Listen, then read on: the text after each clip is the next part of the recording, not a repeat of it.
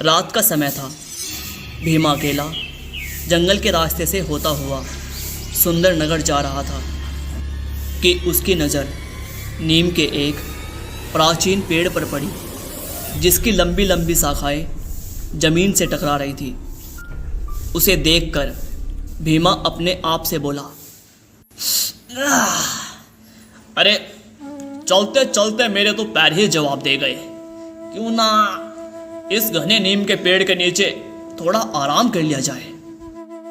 भीमा उस पेड़ के नीचे बैठने ही वाला था कि तभी उसके कान में एक आवाज़ टकराई। उसने देखा कि उसी नीम के पेड़ पर एक भयानक सा उल्लू बैठा हुआ है, जो उसे ही घूरे जा रहा था। उस उल्लू ने उससे कहा, मेरा नाम उल्लू है। इस पेड़ के नीचे बैठने से पहले तुझे मेरे एक सवाल का जवाब देना होगा। भीमा ने जब यह देखा कि एक उल्लू एक इंसान की भाषा में बात कर रहा है तो वह घबरा गया। अरे ये क्या देख रहा हूं मैं? अरे भाई, तुम तो एक उल्लू हो, तुम इंसानी भाषा में बात कैसे कर रहे हो? इस बात से तुझे क्या लेना दड़ियल? मेरा एक सवाल है, अगर तुम इसका जवाब दे देते हो तो उसके बदले मैं तुझे सोने चांदी के खजाने का पता बता दूंगा, और अगर तुम मेरे सवाल का जवाब नहीं दे पाए तो मैं तुम्हें यहीं पर पत्थर की मूर्त बना दूंगा। भीमा उस उल्लू की बात सुनकर डर गया। उसने वहां से भागने की कोशिश की, लेकिन वो खुद को वहां से हिला भी नहीं पा रहा था। अरे ओ दड़ियल इंसान, अब तुम यहां से तभी जा पाओगे जब तुम मेरे सवाल का सही सही जवाब दे पाओगे। भीमा अपने डर को काबू करते हुए बोला, ठीक है भाई, पूछो। तो फिर सुनो, सवाल ये है, एक तरफ तुम्हें एक हीरे से भरा हुआ जंगल दिया जाए और वहीं दूसरी तरफ तुम्हें एक दूसरा जंगल दिया जाए जो अंधेरे से भरा है, तो तुम बताओ, इन दोनों जंगलों में से तुम कौन सा जंगल लेना पसंद करोगे? अरे भाई, मैं तो तुम्हें बहुत होशियार उल्लू समझ रहा था। ये सोच रहा था कि पता नहीं तुम कितना कठिन सवाल पूछोगे, पर तुम तो लुल्लू हो, इतना आसान सा सवाल पूछा। अरे जाहिर सी बात है, मैं हीरो से भरा हुआ जंगल लेना पसंद करूंगा। और क्या, अपनी तरह लुल्लू समझा है क्या? भीमा की बातें सुनकर उल्लू की आंखों से अचानक लाल रंग की लेजर निकली और भीमा वहीं खड़ा खड़ा पत्थर का बन गया। अगले दिन सुंदर नगर का राजा विक्रम सिंह अपने महल में बेचैनी से टहल रहा था। उसी समय उनकी रानी वहां आई और उनसे बोली, क्या हुआ जी?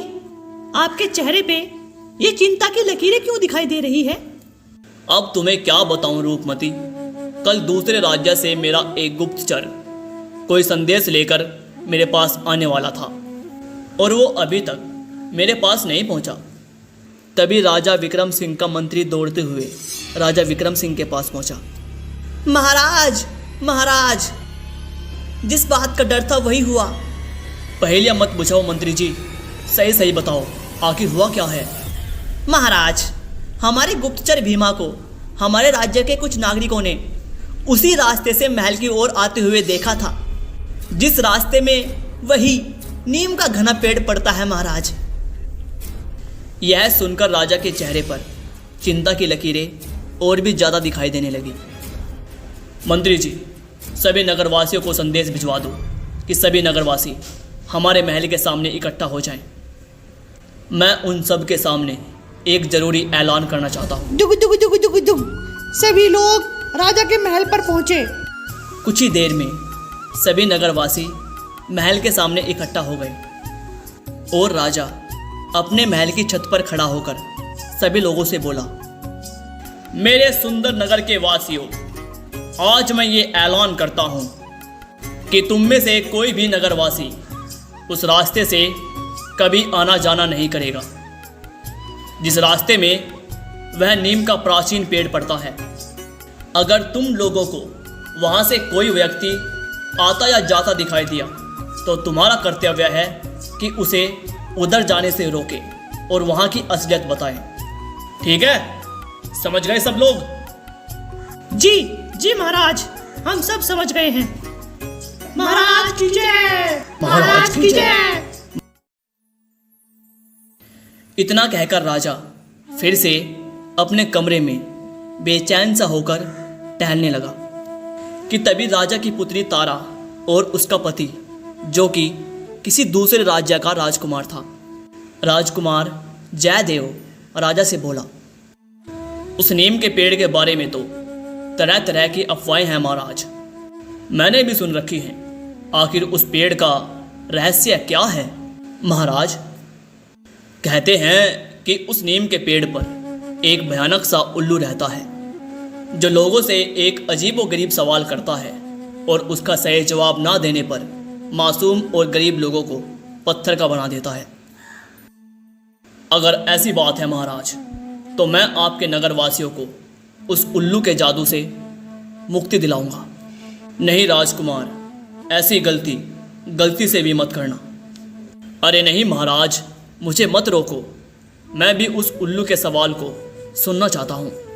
तभी राजकुमार की पत्नी तारा राजकुमार से बोली, मैं भी आपके साथ चलूंगी। आप मेरे पिता के राज्य के लिए इतना सब कुछ कर रहे हैं तो मेरा भी तो कुछ कर्तव्य बनता है। राजकुमार सहदेव अपनी पत्नी तारा को लेकर दोपहर के समय उसी प्राचीन नीम के पेड़ के पास पहुंच जाते हैं। राजकुमार ने देखा कि उस पेड़ के पास एक बहुत ही सुंदर सा तालाब था और तभी राजकुमार को उस तालाब में कुछ पत्थर की मूर्तियां तैरती हुई दिखाई दी। राजकुमार अपनी पत्नी तारा से बोला, मुझे लगता है ये वही निर्दोष मासूम इंसान है जिन्हें पत्थर का बना दिया गया। राजकुमार ने इतना बोला ही था कि तभी राजकुमार के कानों में उसी उल्लू की आवाज़ टकराई।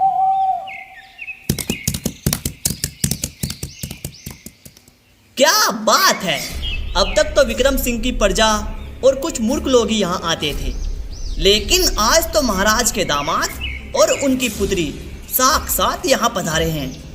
क्या बात है, क्या बात है। मैंने सुना है तुम यहाँ से निकलने वाले यात्रियों से एक अजीबोगरीब सवाल पूछते हो और उसका जवाब सही न देने पर उसे पत्थर का बना देते हो। जी राजकुमार, क्योंकि वो मेरे सवाल का जवाब नहीं दे पाते। अच्छा ठीक है, पूछो, तुम मुझसे भी सवाल पूछो, देखता हूँ मैं कैसा सवाल है तुम्हारा। बड़े निडर हो राजकुमार, मुझे लगता है तुम्हें खुद पर कुछ ज्यादा ही भरोसा है। उस जादुई उल्लू ने राजकुमार और तारा से वही सवाल किया जो वो वहां से निकलने वाले यात्रियों से करता था। सवाल यह है राजकुमार कि एक तरफ तुम्हें एक हीरे से भरा हुआ जंगल दिया जाए और वहीं दूसरी तरफ तुम्हें एक ऐसा जंगल दिया जाए जो अंधेरे से भरा है। तुम बताओ कौन सा जंगल लेना पसंद करोगे? तारा आहिस्ता से अपने पति राजकुमार सहदेव से कहती है, ए जी, ये तो घना ही बेवकूफ उल्लू है। इतना आसान सवाल है, इसका जवाब तो आप बहुत आसानी से दे देंगे। जाहिर सी बात है, कोई भी इंसान अंधेरे से भरा हुआ जंगल क्यों चुनेगा? वो तो हीरों से भरा हुआ जंगल ही चुनेगा ना। नहीं तारा, इस सवाल के पीछे कोई तो रहस्य है। राजकुमार उस जादुई उल्लू से बोला, उल्लू जी, मैं अंधेरे से भरा हुआ जंगल चुनूंगा। राजकुमार का जवाब सुनकर उल्लू चौंक पड़ा। हाँ, तुम पहले इंसान हो जिसने मेरे सवाल का सही जवाब दिया, लेकिन तुम शायद नहीं जानते, इस उत्तर के बदले में तुम्हें उस अंधेरे से भरे हुए जंगल में जाना होगा। मैं तुम्हारी बात का मतलब नहीं समझा। मैं भी जानना चाहता हूँ कि उस अंधेरे से भरे हुए जंगल में आखिर है क्या। अचानक उस नीम के पेड़ पर एक रास्ता बन गया। राजकुमार सहदेव समझ गए कि अंधेरे से भरे हुए जंगल में जाने का रास्ता यही है। राजकुमार सहदेव ने अपनी पत्नी का हाथ पकड़ा और सीधे उस रास्ते के अंदर चले गए। और कुछ ही देर बाद राजकुमार सहदेव और उसकी पत्नी ने खुद को एक बहुत ही घने अंधेरे से भरे हुए जंगल में पाया। उस जंगल के पेड़ एक राक्षस की भांति मालूम पड़ रहे थे। वो इतने विशाल और बड़े थे। ये कैसा जंगल है सहदेव? यहाँ पर तो अंधेरे के अलावा और कुछ भी नहीं है। क्या यहाँ पर सूरज नहीं निकलता? उसके बाद सहदेव और उसकी पत्नी के कानों में एक आवाज टकराई, जैसे कोई इंसान चिल्ला रहा हो। तारा, इस जंगल में हमारे अलावा भी यहाँ कोई और इंसान भी मालूम पड़ता है। हमें तुरंत वहाँ जाकर देखना चाहिए। लगता है उन्हें हमारी मदद की जरूरत है। राजकुमार सहदेव अपनी पत्नी के साथ उसी ओर चल दिया जिस ओर से वह आवाजें आ रही थी। कुछ देर बाद वो दोनों एक गुफा के बाहर खड़े थे और गुफा के अंदर जाने वाले गेट पर मोटी मोटी सलाखें लगी हुई थी और उन सलाखों के पीछे बहुत सारे लोग कैद थे। और जैसे ही भीमा की नज़र राजकुमार सहदेव पर पड़ी तो वो उन्हें देखकर चिल्लाने लगा, राजकुमार जयदेव, राजकुमार जयदेव, हमारी मदद कीजिए। मैं भीमा हूँ, मुझे यहाँ से निकालिए। अरे हाँ, तुम तो भीमा हो जिनका आज महाराज बेसब्री से इंतजार कर रहे थे, पर तुम यहाँ फंसे कैसे? उस जादुई उल्लू ने मुझसे एक सवाल पूछा और जैसे ही मैंने उसका जवाब दिया तो खुद को अचानक से इस गुफा में पाया और यहाँ इस गुफा में मेरी ही तरह बहुत सारे इंसान बंद थे। राजकुमार जयदेव ने जैसे ही अपनी तलवार से उन सलाखों को तोड़ने की कोशिश की, अचानक उन सलाखों में से बिजलियाँ निकलने लगी, जिनके करंट से राजकुमार सहदेव पीछे की तरफ गिर पड़े। ए जी, आप ठीक तो हैं? अचानक से वह गुफा गायब हो गई और साथ ही साथ वो सारी आवाज़ें भी। और राजकुमार जयदेव और उनकी पत्नी ने खुद को एक सुंदर से तालाब के किनारे पाया और उसी तालाब के किनारे एक बूढ़ी औरत गुमसुम चुपचाप बैठी हुई थी। उन दोनों को देखकर वह बूढ़ी औरत उदासी भरे लफ्ज़ों में बोली, लगता है तुमने उन सलाखों को तोड़ने की कोशिश की होगी। तुम्हें कैसे पता? उन सलाखों को तोड़ने की जो भी कोशिश करता है वो यहीं पहुंच जाता है। दादी माँ, आखिर इन सब का रहस्य क्या है? कहते हैं बेटा कि एक समय में ये अंधेरे से भरा हुआ जंगल एक बहुत ही सुंदर जंगल हुआ करता था और इस जंगल में एक बहुत ही सुंदर रानी राज करती थी। लेकिन एक दिन एक तांत्रिक इस जंगल में एक बुरे इरादे से आया और उसके जंगल में आते ही सब कुछ खत्म हो गया। तुम्हें अगर बाहर निकलना है और उन सभी लोगों को आजाद कराना है तो तुम्हें उस तांत्रिक को खत्म करना होगा। तो मुझे बताओ दादी माँ, वो तांत्रिक कहाँ मिलेगा? यहाँ से कुछ ही दूर एक बहुत पुराना खंडर है। कहते हैं उसने अपनी पाप से भरी हुई दुनिया वहीं बसा रखी है। दादी माँ, आप चिंता मत करिए, मैं उसे खत्म कर दूंगा। बेटा ध्यान रखना, वो तुमसे एक सवाल करेगा पर तुम उसका जवाब मत देना, लेकिन तुम उससे एक ऐसा सवाल करना जिससे वो उस सवाल को हल करने में कुछ देर के लिए उलझ जाए और तुम्हें उसी मौके का फायदा उठाकर उस पर वार करना है। राजकुमार बिना देरी किए अपनी पत्नी के साथ उसी खंडर की ओर चल दिया। उन्हें एक पहाड़ी पर एक सुनसान और टूटा हुआ खंडर दिखाई दिया। क्या हमें उस पहाड़ पे चढ़कर उस खंडर में जाना चाहिए? अगर हमें रहस्यों के परतों की गहराई में उतरना है और उन्हें सुलझाना है तो हमें उस खंडर के अंदर जाना ही होगा। क्या उस बूढ़ी औरत की बात पर भरोसा किया जा सकता है? तारा, हमारे पास और कोई रास्ता नहीं है। इतना कहकर वो दोनों खंडर की ओर चल दिए और कुछ ही देर में वो दोनों उस टूटे हुए खंडर के मुख्य गेट पर खड़े थे। राजकुमार जयदेव और उसकी पत्नी तारा ने जैसे ही दरवाजे के अंदर प्रवेश किया, अचानक दोनों ने अपने आप को एक काल कोठरी के अंदर खड़ा हुआ पाया। उस गुफा के अंदर एक बाबा काले कपड़े पहने हुए बैठा हुआ था। लगता है तुम वही तांत्रिक हो। वह तांत्रिक हंसता हुआ बोला, काफी समझदार हो राजकुमार। क्या तुम मुझे जानते हो? मेरे बेटे, तांत्रिक सब जानता है। मैं तुम्हें इसी समय युद्ध के लिए ललकारता हूं। ठीक है राजकुमार, ठीक है, लेकिन पहले तुम मेरे एक सवाल का जवाब तो दो।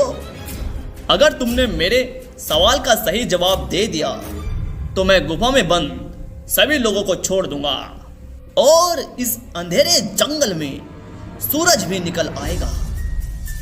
ठीक है, पूछो अपना सवाल। तो फिर बताओ, इस आकाश में कितने तारे हैं? तांत्रिक का सवाल सुन राजकुमार जयदेव पूरी तरह से चौंक गया और तांत्रिक की ओर बहुत गौर से देखने लगा। और अचानक तांत्रिक बहुत जोर से हंसता हुआ खड़ा हो गया और इसी के साथ राजकुमार की पत्नी वहां से गायब हो गई। मेरी पत्नी कहाँ है? मेरी पत्नी कहाँ चली गई? वहीं उसी गुफा में जहां बाकी के लोग कैद हैं, तुम्हारी पत्नी भी उसी गुफा में कैद हो गई। राजकुमार जयदेव, ये तुम्हारा राज्य नहीं है, ये मेरा राज्य है और यहाँ पर सिर्फ मेरा आदेश चलता है। अगर अपनी पत्नी को बचाना चाहते हो तो मेरे सवाल का सही जवाब दे दो।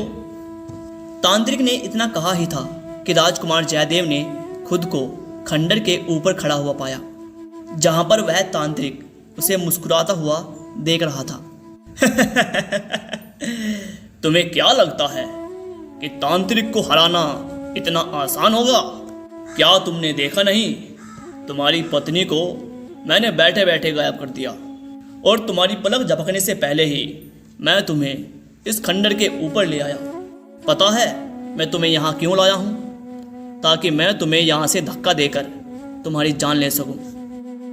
तभी राजकुमार जयदेव हंसता हुआ उस तांत्रिक से बोला, तुम दूसरों से बहुत सवाल करते हो, तो क्या तुम मेरे एक सवाल का जवाब दे सकते हो? बोलो बोलो ना, चुप क्यों हो गए?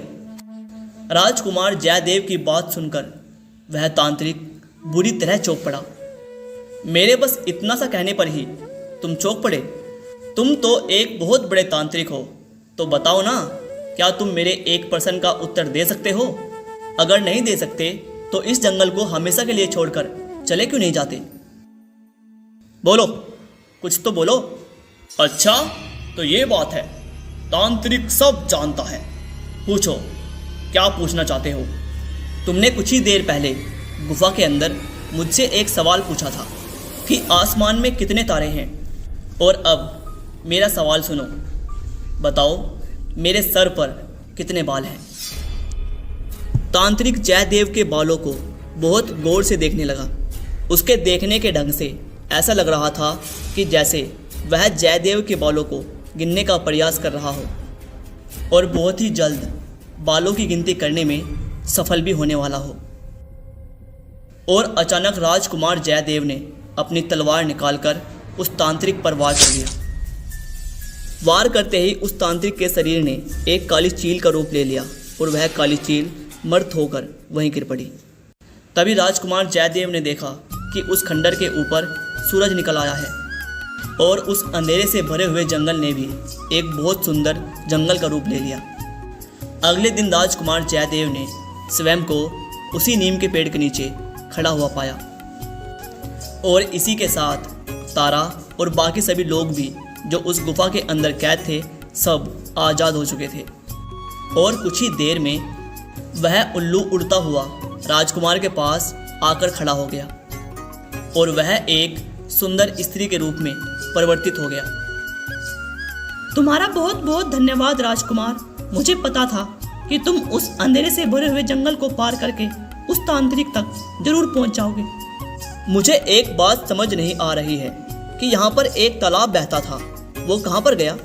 और दूसरी बात, तुम तो इंसानों को पत्थर बना देती थी, फिर वो सब उस अंधेरे जंगल में जाकर उस गुफा में बंदी कैसे बन जाते थे? यहाँ पर इन लोगों का शरीर पत्थर का बन जाता था और उस अंधेरे जंगल की गुफा में उनकी आत्मा कैद हो जाती थी। तुम्हें जो उस सुंदर तालाब के पास बूढ़ी औरत मिली थी वो मेरी माँ थी। राजकुमार जयदेव उसकी बात सुनकर बुरी तरह चौंक पड़ा। बरसों पहले उस तांत्रिक ने मुझे अपने सवालों में उलझाकर मुझे उल्लू बना दिया और मेरे जंगल पर कब्जा कर लिया। तब से मैं हर यात्री से बस एक ही प्रश्न पूछती थी। मैं जानती थी मेरे प्रश्न का बिल्कुल सही उत्तर वही दे सकता है जिसके दिल में इंसानियत होगी, और वो तुम थे राजकुमार जयदेव। इतना कहते ही वह सुंदर औरत वहाँ से गायब हो गई और सुंदर नगर में सब कुछ सही हो गया। अगर कहानी अच्छी लगी हो तो प्लीज़ कहानी को लाइक किए बिना मत जाना, और ऐसी कहानियों के लिए चैनल को सब्सक्राइब करना मत भूलना। मिलते हैं एक और ऐसी कहानी में, तब तक के लिए बहुत बहुत धन्यवाद।